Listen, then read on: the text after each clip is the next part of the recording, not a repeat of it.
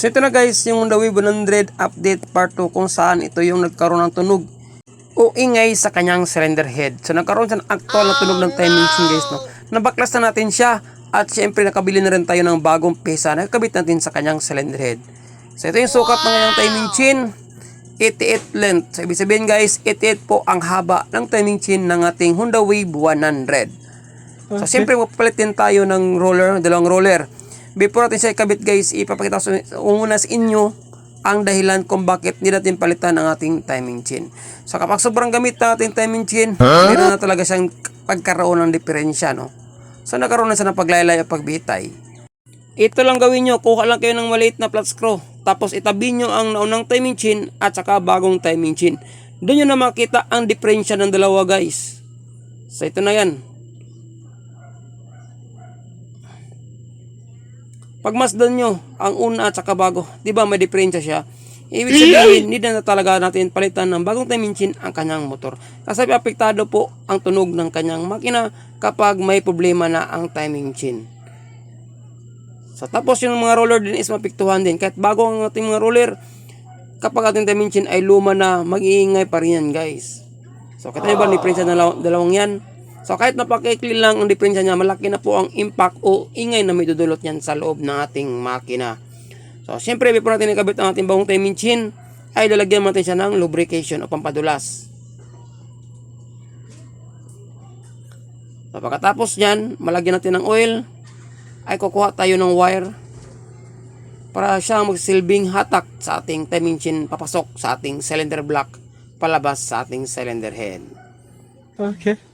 So ito yung part na gagawin natin guys para hindi mahirapan bunutin ang ating timing chain. Tatali lang natin siya sa wire.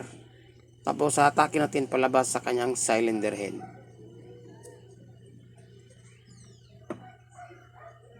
So yun, ganoon lang guys. So ito yung mga diskarte natin sa mga nagdi-DIY at nag-aspire magtrabaho sa kanilang motor. So yung mga tips na ito guys, malaking tulong na rin to sa inyo. So, unti-unti na natin hatakin ang ating bagong timing chain. Saka natin ilagay sa kanyang crankshaft, yung ngipin sa kanyang crankshaft na sprocket. So, kapag okay na, dapat natin i-close ang ating cam loop guys, kasi baka naka-partial open yan. So, much better is naka-close ang ating intake at saka exhaust na valvula. So, paano ba malaman? Kapag siniswing-swing nyo ang kanyang cams guys, is na gumagalaw-galaw siya. Ibig sabihin, may play na siya. At nangalugan, naka-close ang ating intake at saka exhaust na valvula. So magpapalitan tayo ng bagong roller guide sa gitna ng kanyang cylinder block. Sa kasi yung nadurog na roller guide guys, yung una natin nakuha, yun ang roller guide ng ating cylinder block. So dyan natin sa isiksiksik sa malapit sa ating crankshaft. So depende lang sa inyo kung saan nyo isusuksok or ipapasok ang ating roller guide. Pwede rin sa cylinder head, pwede rin sa baba as long as makapasok siya. Tapos ilagay natin siya sa gitna kasi dyan tayo maglalagay ng kanyang bolt. Yan ang magiging magsilbing roller guide ng ating cylinder block. So i-check lang natin dapat nakasintro yung roller guide natin guys. Kasi kapag hindi nakasintro, maaari mag-ikot-ikot yan sa loob ng ating timing chain. So kapag nakuha yun ng sintro, kanya ilagay ang bolt ng ating roller guide. So dapat i-check din natin kung nakasintro siya guys, no? Kasi maaaring hindi natin matamaan yung roller guide natin. So yan, good so nakasintro naman siya. Saka natin i-retightening yung bolt na yan. Kasi may pagkataon din na malimutan natin yung i-retightening guys, no? Nangyari na yan sa ibang shop at natanggal yung bolt sa gitna. At nagkaroon ng talsik ng oil sa labas ng ating cylinder block. Next, ilagay na natin ang ating roller guide na maliit sa babaw ng ating timing chain.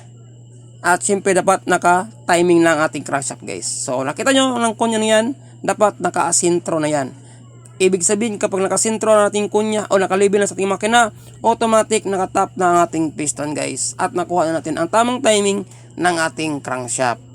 So pwede natin tanggalin ang tali at ilagay na natin ang ating camshaft sprocket. Since nakatap na ang ating, naka-close na ating lobe, ang kulang na lang is nakatap din ang ating camshaft sprocket. May palatandaan yan guys sa dot. Dapat yung dot is nakalabel din sa head ng ating cylinder head. Yun ang palatandaan na nakatap na ang ating camshaft sprocket. Kapag nakatap ang crankshaft, nakatap din ang piston, nakatap ang ating camshaft sprocket, automatic yung lobe naka-close sa intake at saka exhaust, ibig sabihin guys, ready na ang ating motor para umandar. So yan po ang kanyang timing mark ha. Yung dot na yan nakaline sa guhit ng kanyang cylinder head. So yan guys ha. Tapos yung kunya naman niya is naka-asintro sa kanyang makina.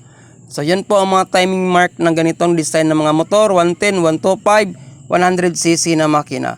So kapag okay na ang ating timing chain, goods na ang kanyang distansya, maganda na rin ang kanyang posisyon, pwede na natin ibalik ang kanyang tensioner toser. So dapat malambot yung spring na ilagay nyo, kasi kapag matigas yung spring na ilagay nyo, maaaring masisira naman ang ating mga roller guide ng madalian. Okay. May iba kasi na nakakabit ng spring na matigas, mayroon namang iba na sobrang malambot. Yung katamtaman lang ang tigas ng ating spring guys, kasi nakadepende po sa spring ang ating mga roller guide. Kung matigas na spring ang gamitin nyo, for sure na maikli din ang buhay ng ating mga roller guide. So check natin ang ating timing chain guys, kung hindi na ba siya maluwag. So far goods naman siya. Sa taas, check din natin. Yun, goods na. Kung feeling nyo guys, okay na ang ating timing chain, okay na lang timing, pwede natin ibalik lahat ng mga tinanggal natin. So goods din ang atras. Next, ilagay natin ang kanyang backplate. Konting tulak para maipantay natin ang level ng ating backplate. Pagkatapos 2 bolt itaas at saka ibabaw, ilagay na rin natin guys pag okay na ang ating backplate at nakasintron ang lagayan ng 2 bolt. So pagkatapos may lagay natin 2 bolt, impact rinse natin ng kaunti guys para hindi kakalas ang 2 bolt natin. Yun. Tapos ilagay natin ang 2 starter sprocket natin, yung malaki at saka maliit. Kapag okay na ang dalawang yan, next naman ang kanyang starter chain guide.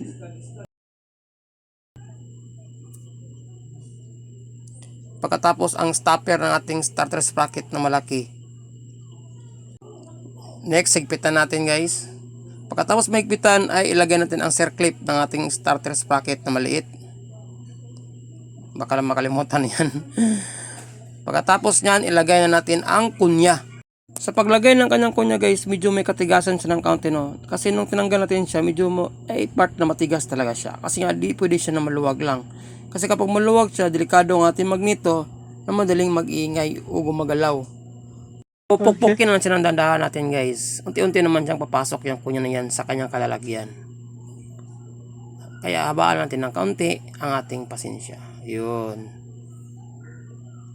Paglagay okay na, sabay pukpok ng martilyo para maging align siya at level na sa kanyang crankshaft. Saka natin ilagay ang kanyang magneto.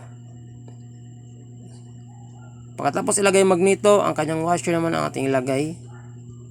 Tapos ang kanyang nut. At siyempre, huwag natin kalimutan higpitan ng ating magneto.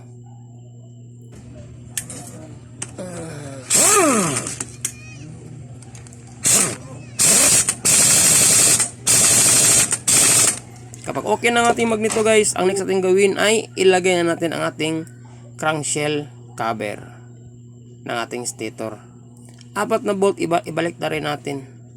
Ay syempre, before ko makalimutan, ay shoutout nga pala sa aking lahat ng mga solid na tagapanood sa YouTube channel at sa aking Facebook page. At syempre sa aking mga silent viewers na walang sawang nanonood sa aking mga videos na ina-upload. Maraming salamat po sa inyong lahat sa walang sawang pagtangkilik sa aking mga video.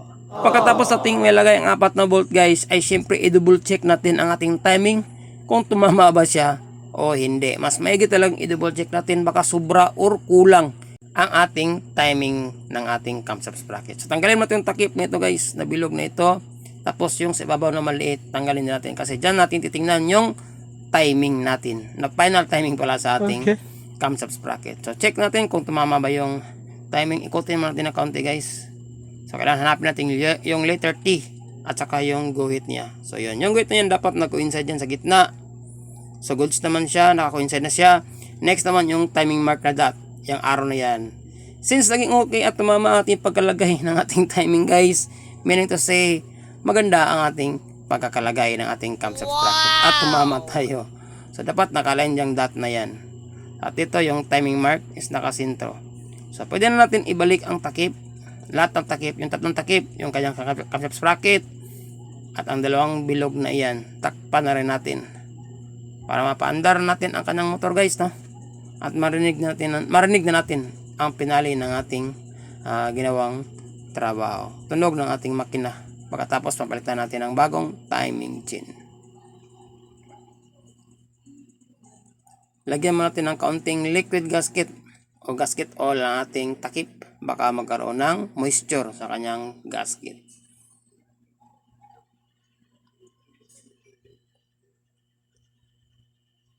At pagkatapos dyan ay takpan na natin.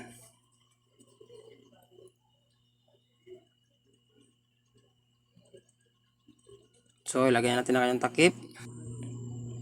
Yun, goods na ang kanyang timing chain. Matigas na. At hindi na nakaroon ng paglawlaw o pagbitay. Goods na siya. So takpan na natin ang ating timing chain at saka camshaft sprocket para magkaalaman na. At siyempre, since nakapabor kay bossing yung paghigpit ng ating bolt, siya muna nating paghigpitin guys. Pero kailangan nating i-double check yung timing. Baka sobrang hipit, delikado, maputol o mabiyak yung thread sa loob ng ating takip o mabasag. So siyempre kailangan natin siyang i-review. Kasi may control po ang paghigpit ng bolt na yan. Hindi pwedeng basta higpit lang ng higpit. So double check lang natin guys kung sakto, tama lang ba ang pagkahigpit. So kulang ng kaunti. Kapag okay na, ilagay na natin ang kanyang spark plug cap. Before natin iuna ang kanyang susi guys, ay parinig ko muna ang tunog ng kanyang makina nung hindi pa natin siya pinalit ng lawan.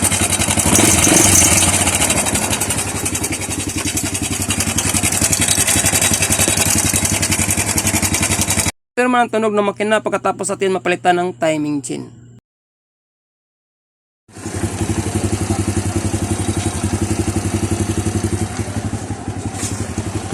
Oh my God! Wow! Sige na guys, balik brand nyo na ang tunog ng kanyang makina. Kapag yung motor ay nag-experience ng kanyang ingay, alam nyo na kung ano ang salarin. Walang iba kundi timing chain at ang kanyang mga roller guide. Kaya huwag nyo nang patagalin ang ingay. Need na talaga palitan ang kanyang mga sira.